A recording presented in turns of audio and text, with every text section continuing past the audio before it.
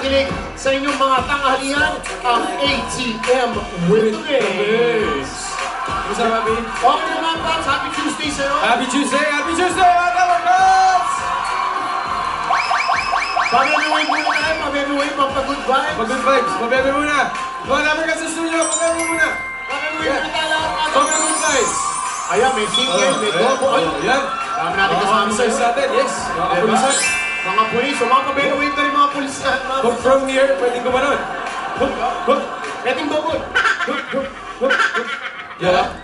Pops, napaka-dami nating surprise day ngayong Tuesday na to. Pero bago yan, ito ang dami nag-tweet sa akin. Kaya maganda na rin itanong ko sa'yo. Ano na naman? Hindi, napakasimpleng tanong lang. Dapat kahapon ko itatanong kaso parang na-armalite ka ng daming tanong eh. So, eto na lang.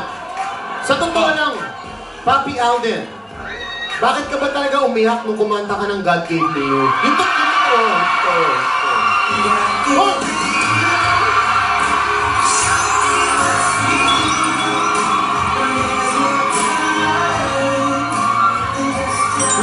Hindi, talaga yan. Ang dami nagtatanong, para matapos na ang chismis, mga kumakalat, bakit nga ba? Kasi that song really means a lot to me. That's it.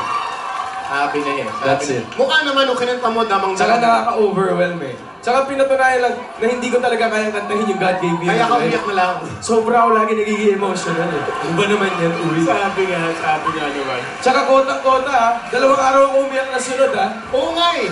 Tama na muna, Friday, Saturday, iyak ano to?